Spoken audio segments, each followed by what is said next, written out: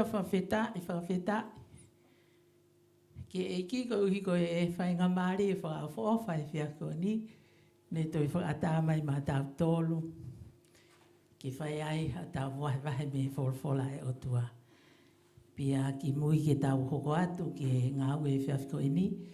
Ko whaampe ke o. Taitarere i e tō taha ko tō pe. O ke mea mai ki he polokalama ko e ni me sine Australia ko Be Glorified Ministry. Ke tau kau ngā whawhanong ke wholwhola. Whatawange pe o whainga maari e pe mea ko tō pe mei apina. Tuku ngā maari e whamiri he tapa ko tō pe o tau whawheta i ai ki he eiki. Pea ko whaampe ke whai haki i lotu. Tataki tau tōru ke taloni ke lesi ai eiki he whiawhi ko e ni. E a pāta mai mau whawheta i whamalo. Whawheta ia mao ai pēa a Fiona. He koe o tua langi ia mo ne a Fiona. O tau pē mo koe ai whawheta ia whamalo i whapapa. A langi ko toa pē mo nge ia e gloria e malohi mo i kuna. Ai poto, ai mawhai, ai au niu. O ku kātoi ia e he a Fiona. O ta engata pēa ta engata. Mau tu lolo ka kato i o ao i he mōme niti ko e ni. Ke mau o atu ai whakamalo ma ai a Fiona mau ai pē. Kore pē ai tokoni ai pani whakaivia ho lau maari e maoni o ni. Mo o whakamama i he ki ingawe anga o e whiawhi ko e ni. Ha ere mai koe lau maari e lea pē ai a Fiona i o wholofola. He koko e ia ai mo ui. Kai mo ui ho kakai. Whakatai a Fiona ngai lau maari. Ke nau whawhanong o pia nau tāri e wholofola. Ke ho nau loto. Ke iai haliriu ha whawhetongi. Ke mauai ai koloria mo e itani tio e a Fiona. Ta mai koe mau lotu ia i he huafa pe o aloko sisu kalaisi. Ka koho mau whakamo ui. Amen, amen, amen. O kou whawheta i ki o tua mafi he whiawhiko e ni, he ne toi whakakoloa a ki tau tolu, ka ngā karistiane ko toa pē o ke mea mai ki he polokalama ko e ni. O kou whakatapu atu, ki he ngahi tuunga ko toa pē o whakatapua i he whonua, ki he whare o i tu i, kai uma ai hou e ki no pere whonua, pare mia, mo pure angatonga, kai uma ai kau takilotu whakaristiane ko toa pē. O e whonua pea pehe, ke ngā siasi whakaristiane ko toa pē, o e kakaitonga i he potu ko toa pē. Whakaamu ke a watu ai whakatapu ko e ni, ki a teki mou tolu ko toa pē.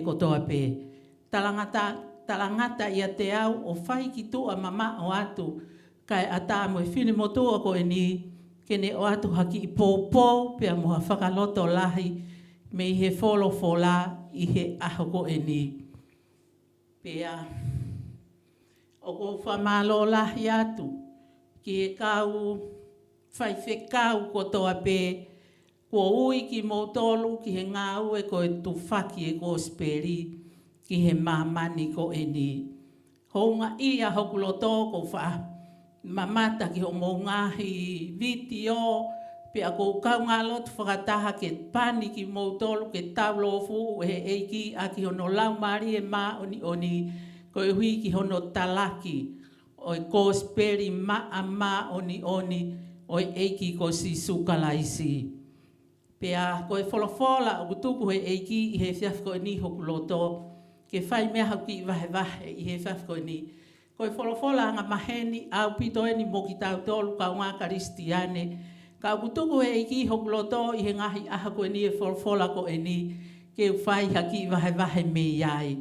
Ko e tohi a Aisea, pala o whita ko Aisea, ono ngō fulu e wahe, aia ko e vesi ulua ki he vesi hono tolu. Ula ki hono tolu, aia o kupehe a hono whakarea.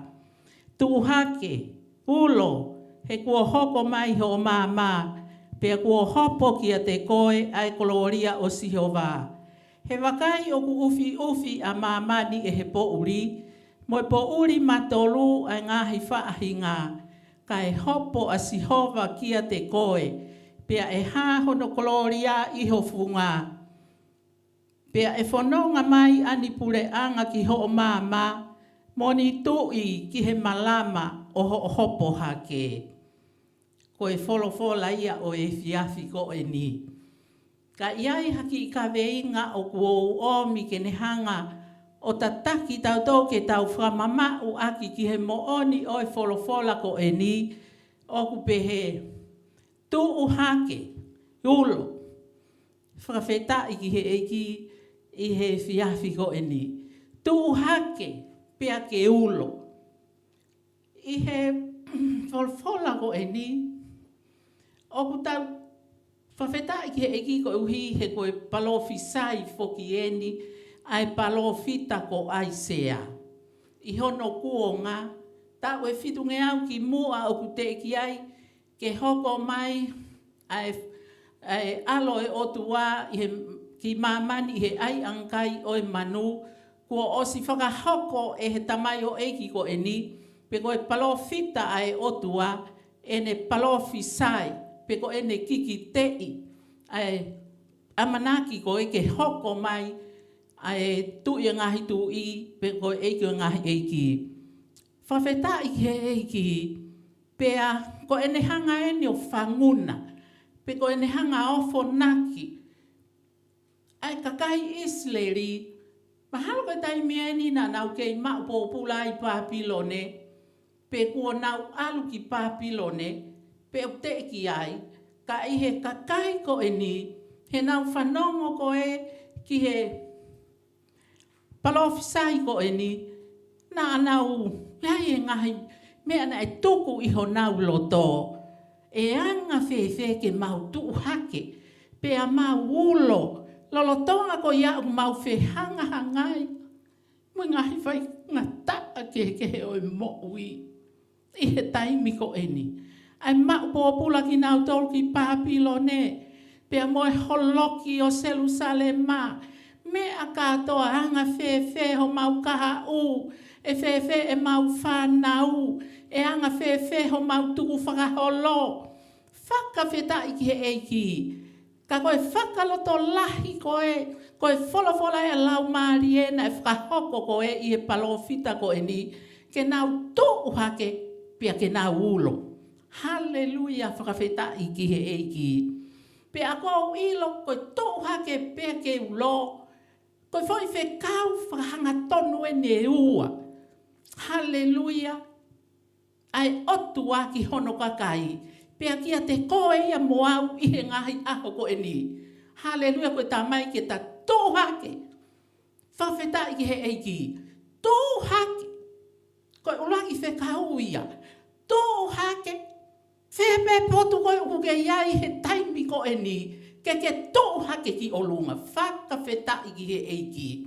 Koe hae mea au ke whai i he taimi ko e ni, koe hae mea au hoko ki a te koe i he ngahi aho ko e ni, koe hae ngahi whai ngata au ke whangangai moia i he ngahi aho ko e ni, oku whangona ki taua, pe au komanse wholofola ko e ni ka ki taua, i he aho ko e ni ke tō hake. Whakawheta i ki he eiki. Tō hake. Me he mea koe na ku ke i ai. Pe koe ke i toko tope. Koe haha o whakakaukau o ku whai. Whakawheta i ki he eiki. Koe uhi e koe ngahi aho e ni hono. Aki lotoa ki tau tolu. E kāinga, e whamiri, e he whonua, e he puleanga. E he ngahi mea kehe kotoa pe. O e whanonga anga. O kuli liu au pito e mamani ko e ni, i he ngahi aho ko e ni. Pea koe whekau pe koe whangona ia ai wholofola ko e ni. Koe wholofola o ne omi ke ne whangaloto lahi ki tau tolu. Tō hake i he tuonga pe koe o e mo'ui o kuke i ai, pe au i ai, i he ngahi aho ko e ni. Tō hake. Arise. Whawhetai. Ke he eiki pea mo ene wholofola.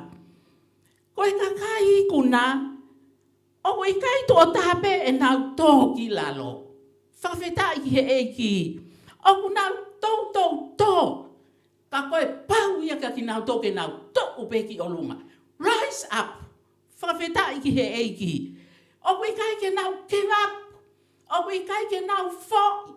O kui kai ke nau fu ia. O kui kai ke nau fui. Whakawheta iki he eiki. O nau rise up. O ta tau ai be. Koe hae mea o nau fo ai i ngahi aha ko e ni. Koe hui koe i kuna. O kui kai o hinga ia. You never fail. Whakawheta iki he eiki. Ka aku uhinga ia. You never quit. Hallelujah, whawhetai. Ko i kuna, you never quit. Pea koe pauia ke tau whau i he wā i hala ko e tau tō. Whawhetai. O koe ai mea o koe ke tau i kunai. O koe ai mea o koe kai ke tau o ngoi ai. O koe tau matu he kina. Whawhetai. Pea a o tau loto ke tau whakakau kau ke tau give up. He mea ko ni kai ke ulawa ia e au. Whakawhetai, ka aku pole i ki tau tolu e ki follow e fiafi ko e ni rise up. Whakawhetai, tō ki o lunga, he aku tōtu o fitu e mā oni i he aho. Ko e lea ia e follow i he palove pi. Tōtu o fitu e mā oni. Oku tōtu o fitu e tō taha whai totonu. Hallelujah, koe pāki ia mori tōni, koe tō taha whai totonu. Hallelujah, pāki e taha ai mā oni. Oku ne tōtu o fitu i he aho. Ka oku ha, koe lea ai eiki he kakai mā oni. Rise up, tōki o lunga. Whakawheta i he eiki. Oku i kai ke iaha mea koe give up, pe oku i kaha mea koe quit. I he mea ko oi ki tau tolu ki ai. I he ngahi aho ko e ni. Whakawhetai. Kono oa fo i whekau. I he ki vesi ulua ki. Ko e tala maika ki tau toke tau ulo. Hallelujah. Whakawhetai. Ulo. Ulo he kua hoko mai ho o māma.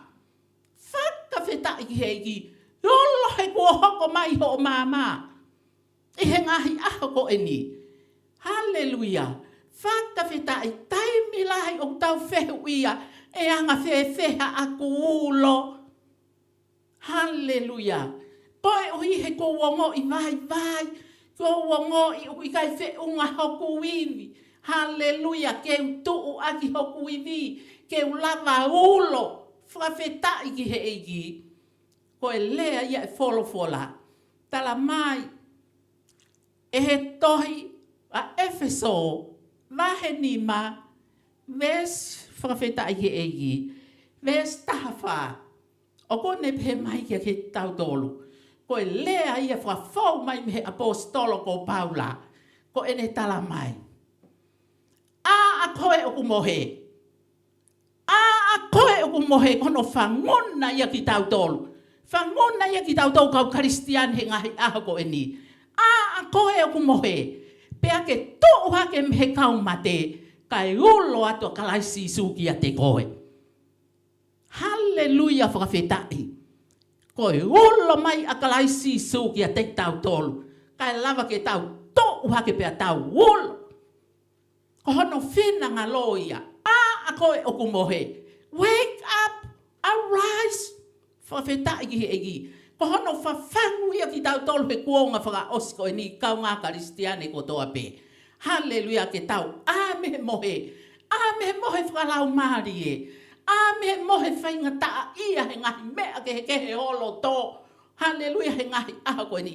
Ame he mohe. Tupe ia mohe. Tupe ia e whakapiko. Tupe ia tae fie tūki olunga. Kai tala mai ke tau tō hake. Ma vahe me he mate. Kai ulo ato kalaiski a te koe, pea ulo mai ki a te au. I he ngahi aha ko e ni. Hallelujah, koe whekau ia. Whakawhetai koe komansi ia. Moe ui ia koe ai otu ake ki taua Kristiane he ngahi aha ko e ni. Koe ta tōu hake mehe kau mate. I loe ka kai koe utau nonofo mo ia. Pea au nau kei nofo he mo ui koe mate, te ke nau mo ui ki he eiki. Ngahi mo ui ke he oe mamani koe ni. Oku tala mai ke tau mama he mea te ki nau tōru. Whakawhetai ka tuke iolo mā kalaisi. ki he e tau mo ui i he ngahi aho e ni. Ko e whekawia o e wholofola e aho e ni. Hallelujah. Arise and shine. Hallelujah, whakawhetai. Tō hake pia ke ulo he ngahi aho e ni. He kua hoko mai o mama. Kua osi hoko mā kalaisi su ki he mama ni ko e ni. Ko ia ai mama. Whakawhetai ki he eiki. Lea sisu. Hallelujah. Taimina nei mama ni ai. Ia sione mahe walu vesta hawa unde pehe mai. Ko au koe mama o mama ni. Whawhetai ki he eiki. Ko ia o ku mui mui ki a te au. He i kai tene whonaunga i he pouri. Ka tene mau ai mama koe moui. Whakawhetai ki he eiki. Ko sisu kalaisi. Koe mama i ai moui. Hallelujah, kune talahanga tonu ka te i tau tolu. Ke tau ilo. Ko ia ai mama koe o mama ni. Ko ia ko toa pe o ku mui mui ki a te ia. He i kai te nau whanonga i he pouri. Whawhetai he eiki. Ka te nau mau e mama o e moui. Hallelujah, whawhetai ki he eiki. Ia sione, pea mo oni. Sione vahe uluaki, vesi wha. O kune pehe mai ai ki a te ki tau tolu. I longa ha mea kua hoko mai. Na e nofo i he toko taha ko ia. Ko hinga i ka sisu. Ko e moui. Pea ko e moui ko ia. Ko e mama e tangata. Hallelujah. Kaunga karistiane ngai aha ko e ni. Tane ine i ke ui e palofita i hono taimi. Hallelujah, whakawhetai. Ko whakakakato e profesi ko ia. Ki mamani i he taimina e hoko mai ai. Akalaisi isu ki he mamani ko eni. Hallelujah, whakawhetai. Whahoko. Ko ia mama o e moui. Whakawhetai. Ko e moui. Hallelujah, ko e mama ia e tangata. Aia ko e moui ia e toko tako eni. A sisu kalaisi ko e ta mau ia pa au ta whanonga he mama. He aho ko toa pe. Pe taimi o ta whanonga he mama ko sisu kalaisi. Whakawhetai ki he eiki. O kune holo ia e ta moui i he aho ko toa pe. Holo ia pe aku lava ke ta to'u ke ta au rais he me ako toa pe. Oku i kai ke ta a mi o holo. Whakawhetai koe uhi, he ko ia oku ia te hitaua, pea ko ia oku ne hanga omi e mālohi kia te hitaua, he ako toa pe. Kai ke ta malama e taua whaiha mea, kai oua pe ko ta maua kalaisi isu, ki he e ta moui i he ako toa pe. Kaunga karistiane ko toa pe. Whakawhetai. Pea whakahamai e he wholofola he fiafi ko e ni. Hallelujah, whakawhetai. Pea kua hapo hono koloria ki a te koe. Whakawhetai, hapo e koloria o e otua ki a te koe. Kristiane he ngahi ako e ni. Hono koloria hono langi. O kune o whaki ki ta ua Kristiane he ngahi ako e ni. E koloria mo e langi. O e otua. Pea i kai ngatai. Tala mai e he wholofola. He makai oku ufi a maamani e he pouri. Hallelujah, whakawhetai. Ko maamani he ngahi ako e ni. Ufi e he pouri. Moi pouri matolu. Pouri matolu. Hallelujah, ai ngahi whaahinga. Pe koe ngahi kakai. E he ngahi ausiko e ni. Oku tau whanonga ia. Oku whakahoko mahe wholofola.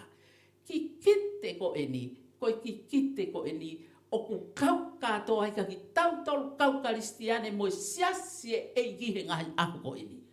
Hallelujah, ko ene whakatokanga, whangona ki na tautolu, ke tau ao ilo pa tau seo takai. Whakawhetai ki he eiki, pia ke tau ilo ko mamani o ku ufi e po uri matolu, i he ngahi aho ko eni. Whakawhetai ia uke ngahi whaahinga kakai kotoa pe. Oku i kai te nau mau e mama mamani. Koe mama mamani ko kalaisi suia. whakawheta i pe aku ofi e mo ui ai kakai o e mamani ko e ni aki e po uli matolu.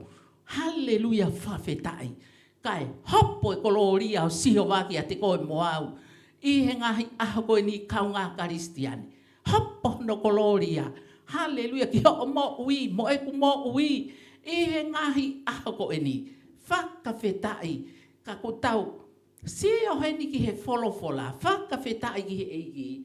Pe he mai e he wholofola. Lea ia e seone wahe tolu vestai wa. O kone pe he mai ki a te ki tau tolu. Pea koe nia ai whakamau. Kua hoko mai ai mama ki mamani. Kai ofai kakai ki he pouri. Whanong ki he wholofola.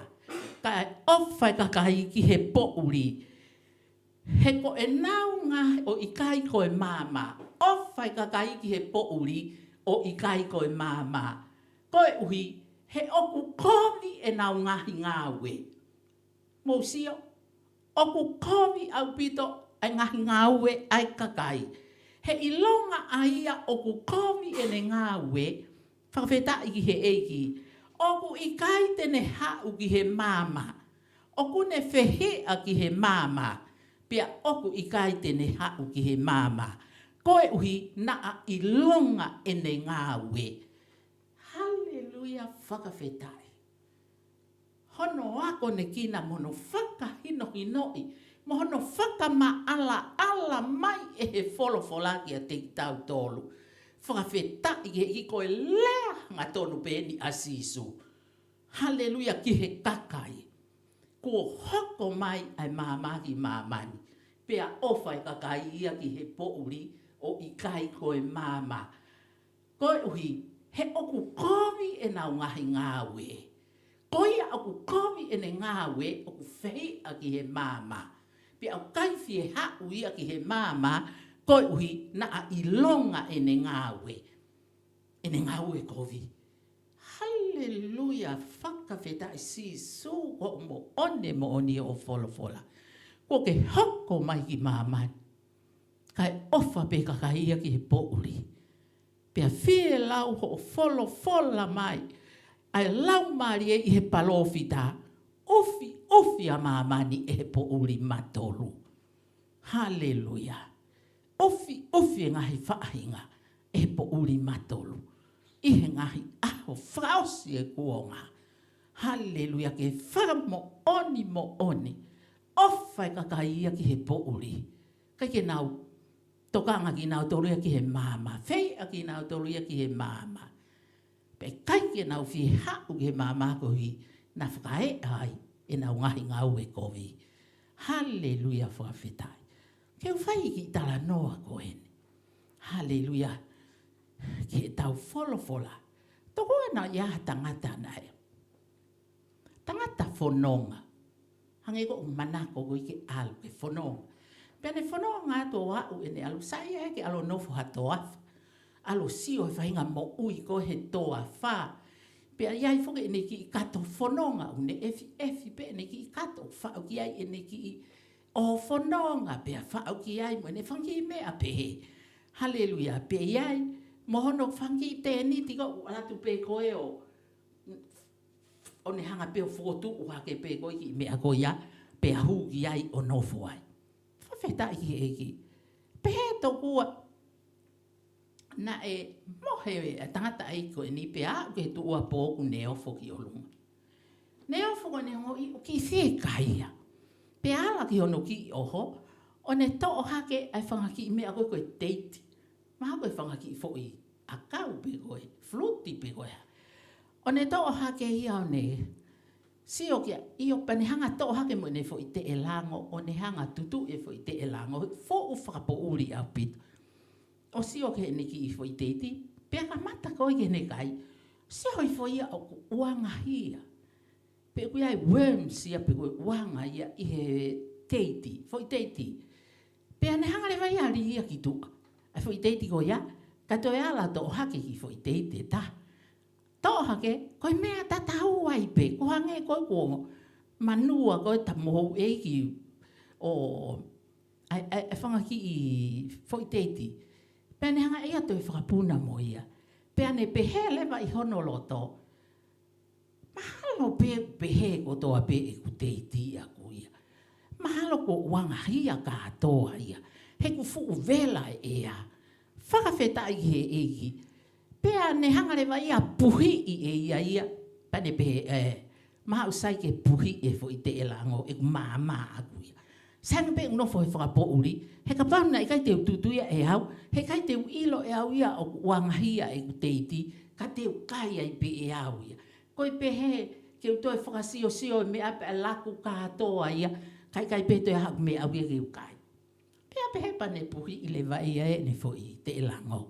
Kai ala to kai ai pe ne teiti. Ta tau ai pe pe ku toi ai pe ha wanga ia I he teiti ka kune kai whapouri. Whakawheta I he eke. O kune omia ka tau tolu ai whakatata koen. Taimi lahi kai ke tau sa ia tau to he ulo ai mama.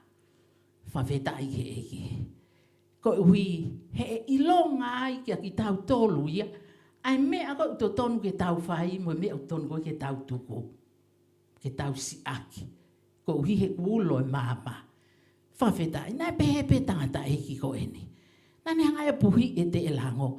Ke ewa toi sio ke toi ilo na osi pe teiti ia he uanga. Mo ne ria e ia kai kai hame ai ke ne kai. O wako na ki tau tohe ngai ako eni.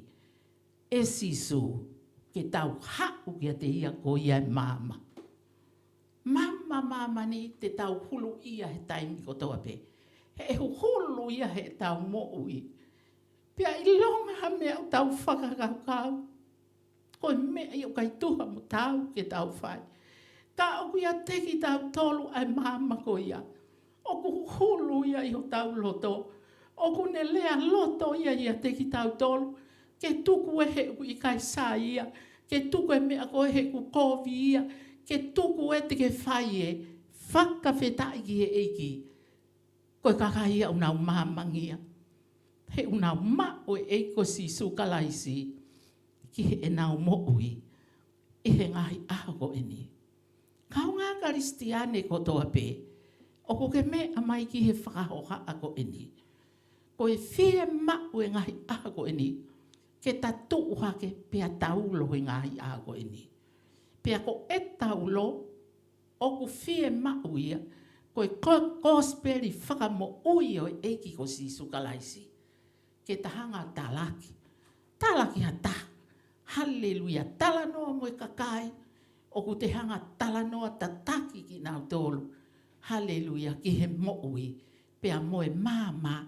Ko e eiki ko si sukalaisi. Whawheta ki he eiki. Pea ko e mea aiena e lea aki ma upeia e sisu. Ko ene malanga he mo'u ngā. Nane lea aki ia ki he kakai. Haleluia, ke mo hoko koe mama o mamani. Koe taimi ko tau mau e mamani. Pea kone osi tuku mai e ia ki a teki tau tolu e mawhai. Ke mo hoko koe mama o mamani. Koe kolo o kutuu I he mounga. O wikai lava ke whakapuri ia. Pea o kai tutu e mama. O tuku ia I he lalo puhafua. Ka aku hiri ia ki he tuunga mama. Pe aku ulo atu ia, o hulungia ai kakai kotoa pe, o ku ihe whare. Whawhetai ki he eiki, ihe houa ko eni. Ko ia ke mo hoko koe mama, o mamani, koe ui ke seo kakai kotoa pe, ki o mou ngahi ngāue lelei, pe ai whamalo ia ai tamai o ku ihe langi. Whakawhetai ki he eiki, mā te o wahe ni mai ia. Ves tahan. Ni mamoe tahano ape. Aina toki lau atu. Whakawhetai. Koe whena ngalo ia e otua. Ma a tau tolu kaunga karistiane I he ngahi ahago e ni. Koe tau tuu hake pia tau ulo. I he ngahi ahago e ni. Whakawhetai. Oku iai e Io pia koe pauli matolu. Hallelujah. Koe pauli o tawhanga I e mamani o eni. Whawhetai. oku fie mau ke tolona e pouri. I he ngahi aha ko eni. I he feito o tau iai. I he mamani ko eni. Ko feha feito o he mamani o iai ai karistiane. Oku whaka amu ia e ki he ne wholofola. Ke hoko e karistiane he feito o kotoa pe o e mamani. I he feito o kona o ko ke iai. Feito o ko eni o mau iai. Feito o kotoa pe. Ke hoko e karistiane ia. Ko e mama ke ne te ke i e whakapo uri i he feitu u kotoa pe i he mamani. Whawheta i ki he eiki. He ku lau ifo i he tohi koe a Efeso. Lea mai ai a Paula i vesi fitu mo i vesi valu vesi hiva. Halleluia whawheta i ki he eiki.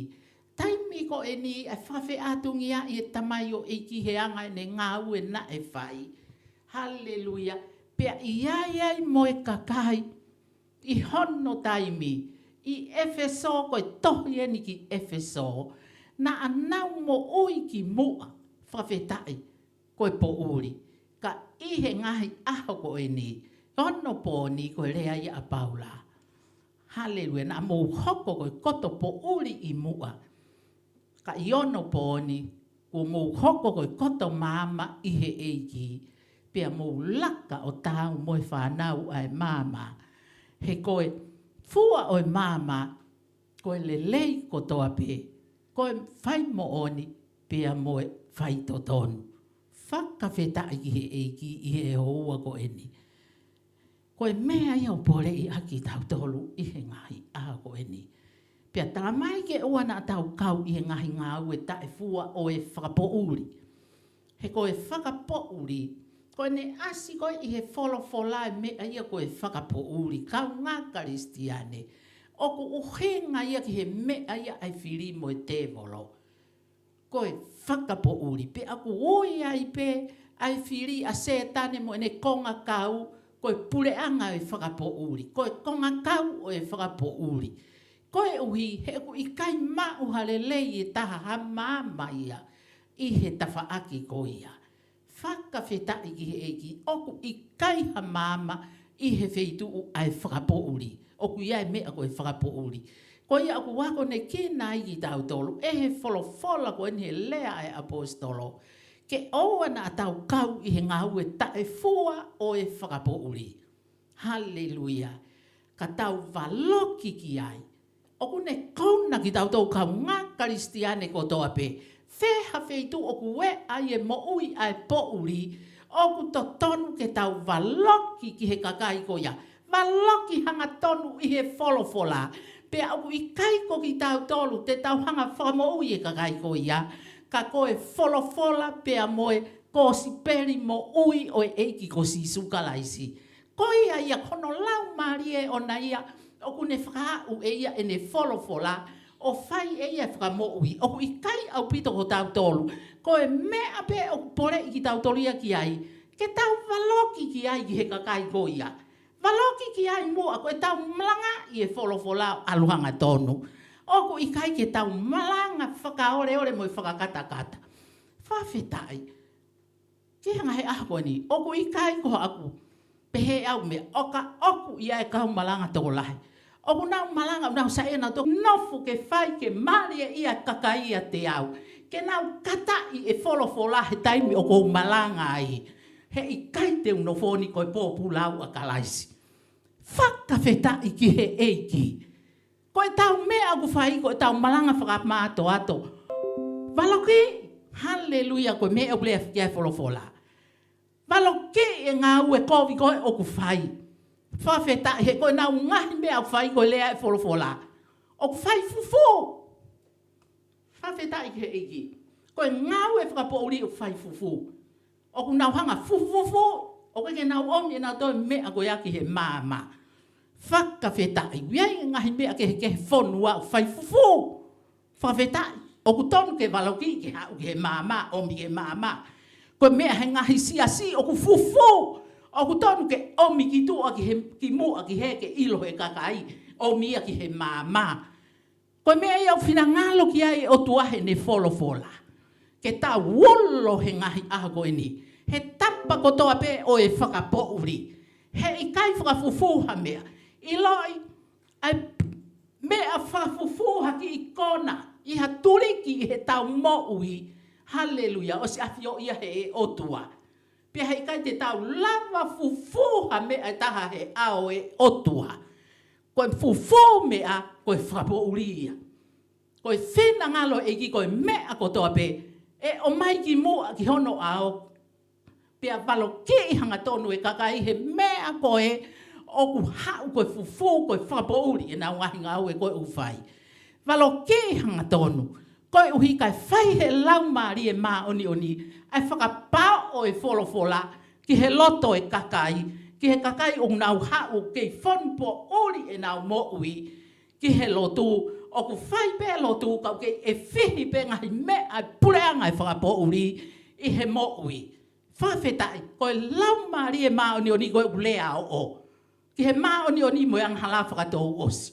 Whawhetai, koe iau ne whakapao o e ne wholofola kai whakamo'ui e kakai i he ngahi aha koe ni i he whakapo uri. Whawhetai ki he eiki. Tala mai e he wholofola koe ni. Oua na mō kau he ngau e fufu o e whakapo uri. He koe nau mea o ku whai fufu, pea na a moe lea ki ai, koe koto whakamaha, whawhetai ki he eiki. Ka koe taimi koe o ku lea, whakapatonu ki ai pea waloki i hanga tonu, o ku whakae arewa e maa he taimi koe ia. Koe lea ia ai wholofola, whakae ai maa, he i long ha mea ku omi ki he maa, o ku omi ko whakaata, pea whakae koe maa ia. Haleluia, whakawhetai, kau ngā karistiane. Koe ngahi aho ene mea koe whakapo uri. Whakawhetai he eki. Pea ko pauke ome mea kotoa pe.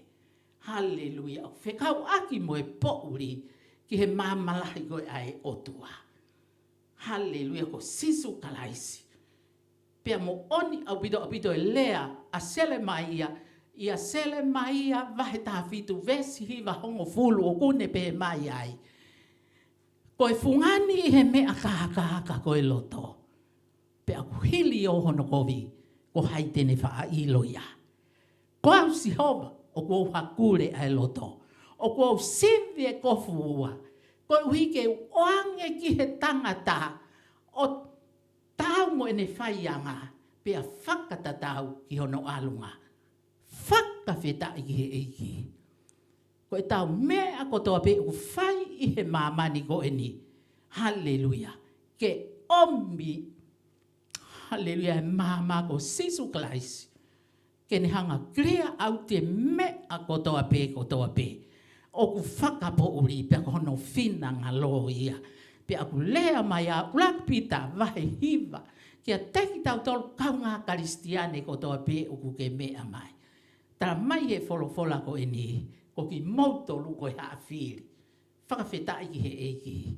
Ko he haawhiri ki mautolu, ko e tōnga taula eiki whakatui. Whakawhetai ko ene kakai tapu. Haleluia, whakawhetai. Ko ene mea tonu ki tau tolu, mane mea tonu ki tau tolu. Ko ene kakai tapu ki tau tolu. Ko ene hui mai ki tau tolu, me he pouri. Whakawhetai ki he eiki, ki he māmalahi e otua.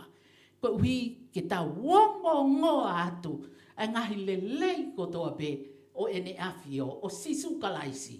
E he wheitu kotoa pe, wongo atu ene lelei lai. Aki tau tolu, na tau hoko koe a tai kakai mua. Whakawhetai ki he eiki. But now, koe kakai ki tau tolu a he otua. Whakawhetai koe. Ka kai ki tau tōna e kai ki tau mau mesi. Ka ihe ngahi aho ko eni.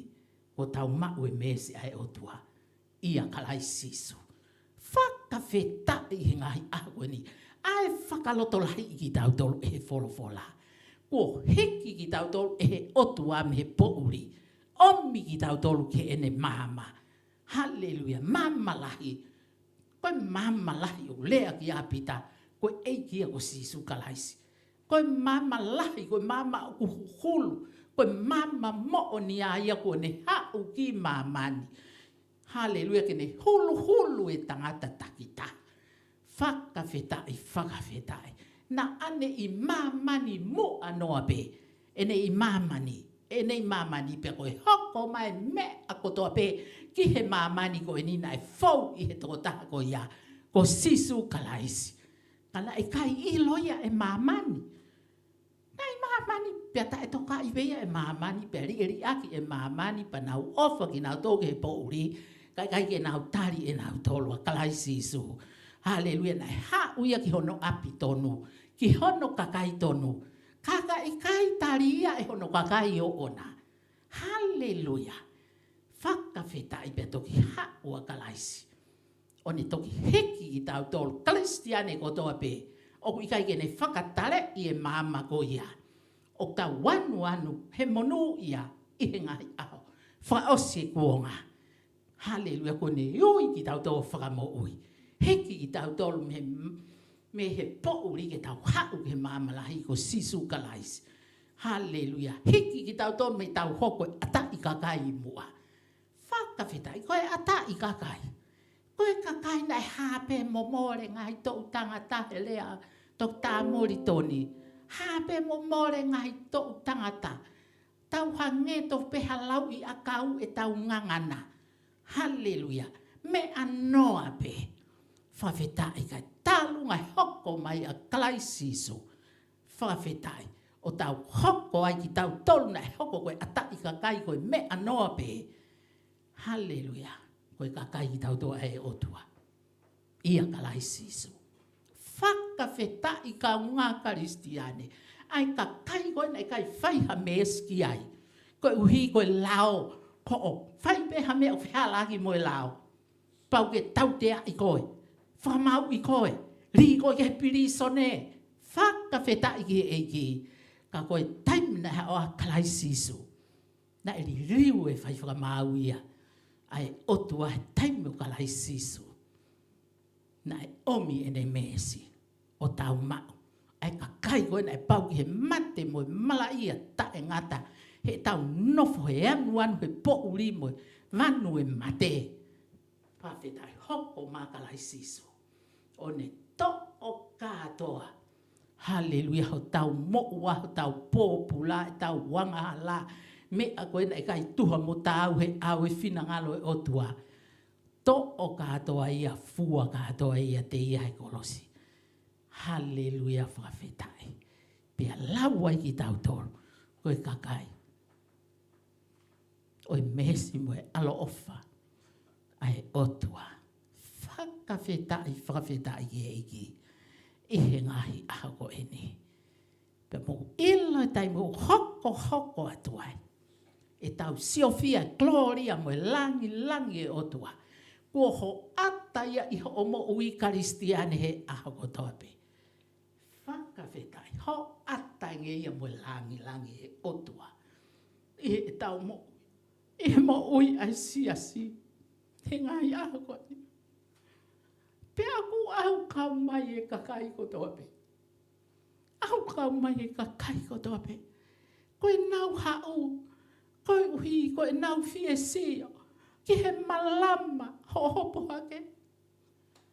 hake gloria mai langi e otua ia te koe kala e kau ngā karistiane kai a koe whawheta hopo hake ai gloria mai langi e otua he ene kakai he ngahi aho ni whawheta I he eiki ko tau mama ake eiki ko si sukalaisi te aku au he vesi ua noa o e vahe pe ko eni haleluya kune pehe mai ka ki tau tō hei kai te tau tō e mama ake ai la a aho pe ko e mahina ke whakamama ki a te ki tau tolu I he pō he te tau mama ki a siova ta e ngata. Whakawhetai ko e tau mama e mama ka siova ta e ngata. Ko e taimia o tau nofo mauai. I he mama lai ai otua. Mafi ia kalai sisu. E te tau holo ia he mama ko ia he ao ko toa peo e tau moui. I he whanonga o tau whai. Ho holu e mama ko ia he ako toa pea tala mai kua osi ngahi aho ho o tangi. whawhetai ki he hoa koe. Ho tangi koe. Ho iri fia he ngahi mea ke he uhoko he kuonga. E ngahi whaingata ia I ho whamiri. E ngahi whaingata ia I he siasi. Ngahi whaingata ia I he whonua. Si whaingata ia tonga he ngahi mea na e hoko. Whakawhetai ki he hoa koe ni. Tala mai he taimi ko tau mao moni ai mama e otua. O ne hulungia ki tau tolu hoko e otua ia klaisisu. Ko ho tau mamaia. Ko ho tau laaia. O ku ne ulo ki a te ki tau tolu he aho moe po e tau moui. Tala mai o se taimi e tatangi. O se taimi e ta mamai. Whakawhetai ki he hoa koe ni. Osi hono kakai. Ko hota kakai ko nau maa oni kotoa. Whakawheta e palomesi ai wholofola ko e ni. Palomesi e wholofola. Ko hota kakai te nau maa oni kotoa. Maa oni whakaotua e siasi. O I kai koe maa oni whakalao. Whakawheta e koe maa oni I he tui. Ko kalaisi su e tau tui. Ko ia au nofo ho tau loto. O ne whai e maa oni ko ia. I hono kakai I he aho kotoa pe. He I kai ke toi iai ha mea I e ata e whakapouri. Whakawheta I he kakai ai eigi. Ko hono kakai te nau maa oni kotoa. Pea pehe mai e otua he vesi ua ta. Haloe holi me e ku tautu u. Koe mea na ngauhi e hoku ni ma ke wha langi ai. Whawheta I he eigi e hoa koe. Ko koe mo au koe mea ki taua e otua. Koe ne fo I huli ki taua. Halleluja whawhetai. Koe fo I huli. Koe toha ki taua me tautuu a e otua. Me fu ngoue a e otua. Ko hono siasi koe ne ngoue anga ia I he mamani koe ni. Ko maa oni ko toa e siasi. I he maa oni a kalaisi sisu. Whakawhetai ki he eiki.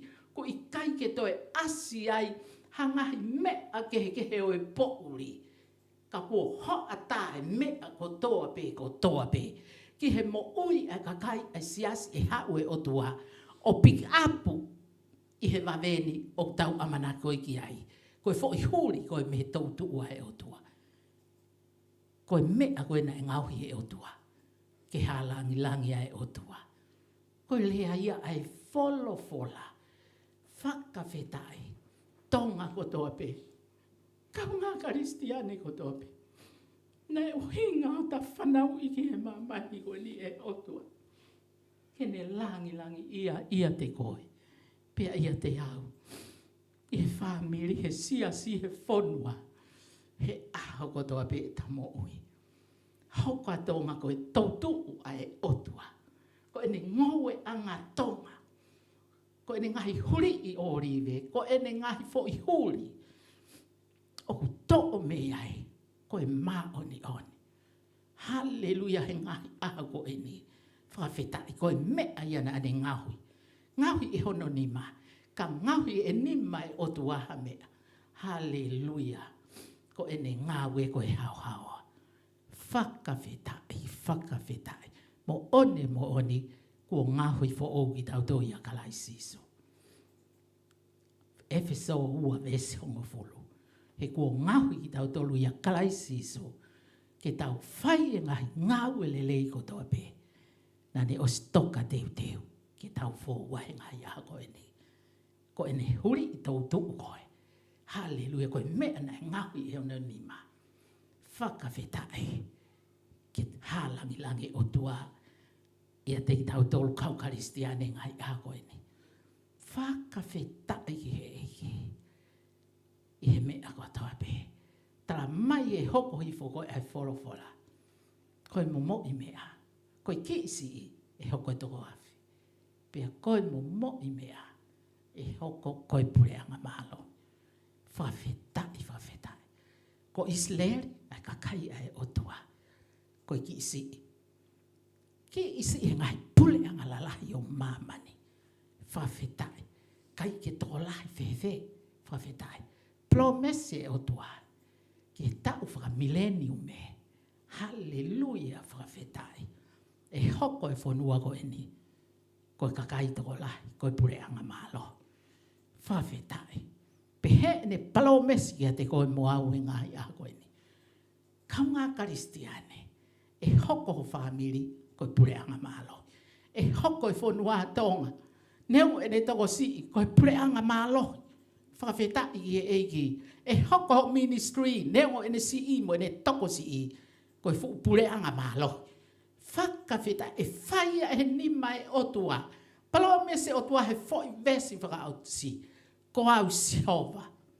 Te whawame ia i hono taimi. This is the time ia e otua. Kaunga karistiani ko toa peu ke mea mai. Koe taimi ni a e otua. Hallelujah. Kia te koe mo au. I he ngahi aho whakaosi koe ne kuonga. Ki he tonga ko toa pe. Kua taimi ke tau heki au pito me he ngahi tō onga o e pouri. Whakawhetai. Ka tau hau mau e mamalahi. Ko sisu kalaisi. Ki he tau moui. He aho ko toa pe. Aho ko toa pe. Hallelujah ka ne ngahui ki tau tolu. Hallelujah koe fo i huri ki tau tolu me ene tautu. Koe me ana ngahui i hono ni ma. Ke ne ha langi langi ai.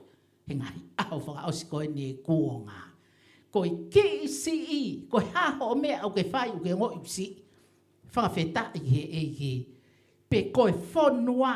Pe koe sia si. Pe koe o ministry. Pe koe hapeha mea. Hallelujah une palomes kia te ki tau tolu. Tene ngahui ia koe pureanga malo. Hallelujah tene ngahui koe toko afe, koe toko mano. Hallelujah koe pureanga malo. Pea te whaia. Hallelujah. I he whawave e au he taimi. And this is the time e otua. Ki he mea kotoa pe. Kaunga karistiani kotoa pe. Ke mea mai. Tai i e taimi. Ko ilo he e te volo. Ko toisi i hono taimi. I mamani. Hallelujah whakawhetai ko vave ke hoko mai e kosi sukalaisi. Ke ne hanga mauhake. E ne kakai hono siasi. Whakawhetai ko taimi ke ta tuha ke pa taulo. I he ngahi aha koe ni. He ko hoko mai e ta mama.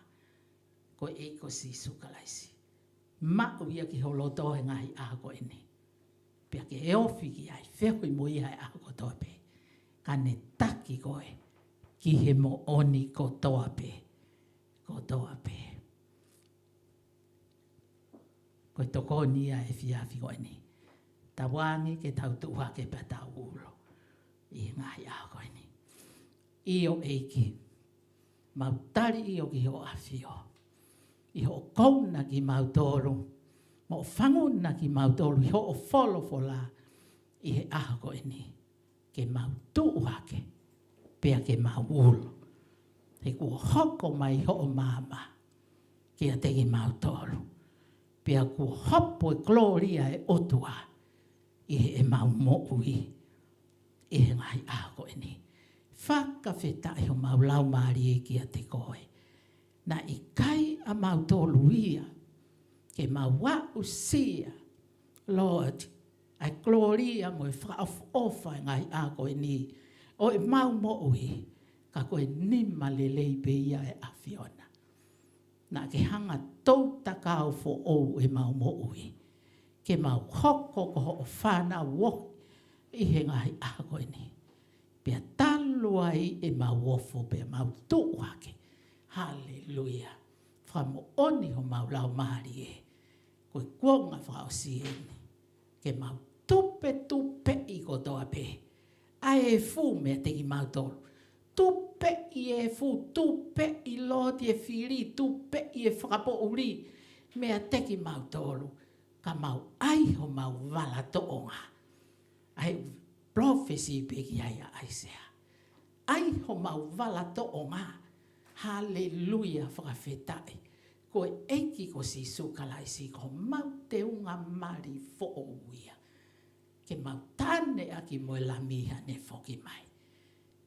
Pea mau ai ho mau wala toonga he i kai toi hu. ai uri mo e tae maa. Haleluia kia te ki mautolo. Eiki ngau i karistiane ko toa pe ngai a koe ni. Ke na hoko koe kakai tui. Peki tai kia te koe. Mo whaka maa e nau mo ui. Mo mau mo ui ko toa pe i ho tata.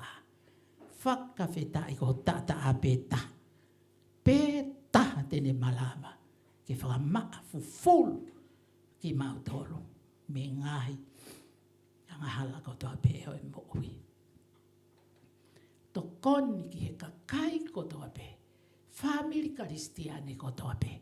Seasfa karistiane ko toa pe. Ngahi ministries ko toa pe a kau karistiane Lord. He feitu ko toa pe. I tonga nu sila i heni. Fisi haa moa otu motu Pasifiki Lord. Ha uki Asia, ha uki Europe, ha ki Amerika mo feitu ko toa mamani. Whakahau e lotu ko ni Lord. Ki e kakai ko toa pe. Hallelujah ko e kakai karistiane. Ke nau tuwa ki ngai awhas ko ni. Pea nau ulo atu. Hallelujah. Kai mo ui e kakai pea hau e kakai. Au kau mai. Lord. Ko e taki mai ki nau to heo lau maari. Ko hi ko e mlama. Ho fotu hake he Lord. E mo ui a kakai ke ko toa pe. Eki ko lotu ia. Tāpua ki mai Lord ki mautolu, mau family. Tāpua ka tonga Lord i mo si kau taki ko toa pe o tonga. Pare mea Lord i mo puleanga tonga. Ho mautu i mo hono fale Lord. Kai umaa Lord i hou eki no pele o e whonua. Pea pehe ki he tonga ko toa pe i tonga. Lord i mo ngahi sias whakaristiane ko toa pe i tonga. Pehe ki he tonga ko toa pe i he kolope. Eki whau e lotu ko e ni kia teki nau tōru. It is time Lord. Tuku e a whiona hao haa whakaotua. I he loto e tonga ko toa pe. Halamari e ho hori e teki nau tōru. O unau whie ka ia, unau whie i nua. Ki he awhiona pia mo o maa oni oni. I he ngahi aho whakaosi ko e ni. Mau ilo to lahi pe ui aki e karistiane. Ka koe mo ui Lord. Te ki ai mao. Ai meo ke whinangalo ki ai. Koe pau ia ke mao o mau salvation. Ka mau hu he matapao he mani. Eiki koe ku lotu ia ki a te koe. Tāpua ke tonga ko toa pe. Whakama opo he a whiona ho mau kakai. Na e ui ki mau tolo whakamo ui. Hallelujah ke mau hoko ke kakai. Ai a whiona klaisiso. Whakawhetai o mau nofo ki a te koe. Whaito tonu ki a te koe. Tauhianga tonu ki a te koe. Vete me ako tawa pe ki a te koe. Kai whai he a whiona ha mau whakafo o. He aho a tawa pe. Hallelujah koe ku lotu ia tāpua ki si. Ka kai ko tawa pe. O nau ngau e aki Lord. E nau ngai. E nau ngai poloka lama. Whamafola ko speri e a whiona. Bless ko toha ki nau tolu. Mai ngau e nau whai. Koe mau tuu whakata. Ke talaki ko speri. O e a whiona. Tāpua ke kau whaiwhikau ko toha pe. Lord i oku iai e nau channel. Lord i oku alu ai e nau talaki ko speri. Hallelujah. Tu ke mau kau ngā kau whakata. Lord i he tū whakata ke carry. Lord i ho gospeli. Ke he mamani ko eni. I o eki ko kulotu ia. Ke langi mea ko toa pe. Whakafoki atu ia. Ko o tua langi ia a whiona ke ope langi. O tae ngata pia tae ngata e kalaisiso. Ko mau